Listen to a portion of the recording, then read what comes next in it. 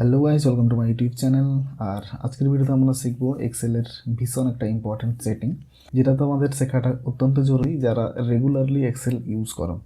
So বেশি না দেরি করে চলো ভিডিওটা শুরু করা যাক।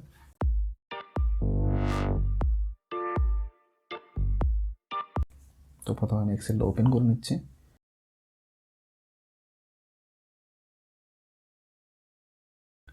তো এক্সেলে সাধারণত আমাদের যে প্রবলেমটা হয়ে থাকে, যখন আমরা এক্সেলে কোনো ডেটা এন্ট্রি করে থাকি, ধরো আমি এখানে কারো নাম লিখছি বড় করে, অনন্ত কুমার মাহাতো, ওকে, অ্যান্ড ট্যাব বাটন প্রেস করলাম। তখন দেখো এইখানে কিন্তু আবার যদি আমি কোনো কিছু লিখি, রঞ্জন কুমার মন্ডল, ঠিক আছে, আবার ট্যাপ করলাম। সো এইভাবে যখন আমরা কোনো কিছু যে কোনো কিছু এন্ট্রি করি না কেন, তোমরা দেখতে পাচ্ছ যে আমাদের এন্ট্রি করার পর সেটাকে আমরা ফুল ভিউ নেওয়ার জন্য আমরা কী করি, এইভাবে আমরা সেলগুলোকে অ্যাডজাস্ট করে থাকি, ঠিক আছে। কারণ পুরোটা অ্যাডজাস্ট না করলে আমরা লেখাগুলো দেখতে পাবো না।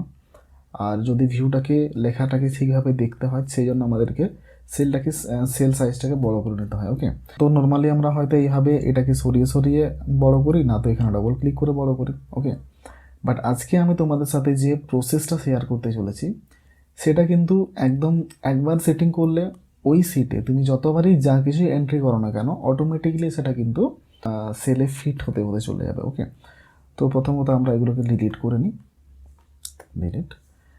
অ্যান্ড সেটিংটাকে অ্যাপ্লাই করার জন্য আমরা চলে যাব সিটে, অর্থাৎ আমরা সিট 1-এ আছি, তাই সিট এখানে এসে আমরা রাইট ক্লিক করব। অ্যান্ড রাইট ক্লিক করার সঙ্গে সঙ্গে আমাদের সামনে এরকম একটা পপ আপ চলে আসবে। অ্যান্ড এখানে তোমরা লেখা দেখতে পাচ্ছ ভিউ কোড। ওকে, আমি জাস্ট ভিউ কোডে ক্লিক করবো এইভাবে। অ্যান্ড ভিউ কোডে ক্লিক করার সঙ্গে সঙ্গে আমাদের কাছে এরকম একটা উইন্ডো ওপেন হয়ে যাবে। ওকে, তো এখানে দেখো সিট 1, সিট 2, সিট 3 আছে, বাট আমরা এখন সিট 1-এ আছি, তোমরা সিলেক্টেড এটাকে দেখতে পাচ্ছ। অ্যান্ড এখানে আমাদেরকে কোডিংয়ের জন্য জায়গাটা দিয়েছে, দেখো বুক 1 সিট 1 কোড। ওকে, এখানে আছে জেনারেল, এটাকে আমরা করে নেবো সিট। ওকে, অ্যান্ড সিট করার পর এরকম private subject worksheet selection change লেখা আছে, এগুলো দরকার নেই। বাট যেখানে আমাদের কালচারটা বিপ করছে বা কালচারটা দেখতে পাচ্ছ, এইখানে আমাদেরকে একটা কোড টাইপ করতে হবে, যেটা হচ্ছে সেলস, ওকে, ডট, তারপর লিখতে হবে এন্টায়ার কলাম, ঠিক আছে। দেখো এন্টায়ার আমি টাইপ করলাম, সঙ্গে সঙ্গে কিন্তু আমার কলাম লেখাটা এখানে চলে আসছে। তো পুরোটা না টাইপ করে আমি এখান থেকেও সিলেক্ট করতে পারি।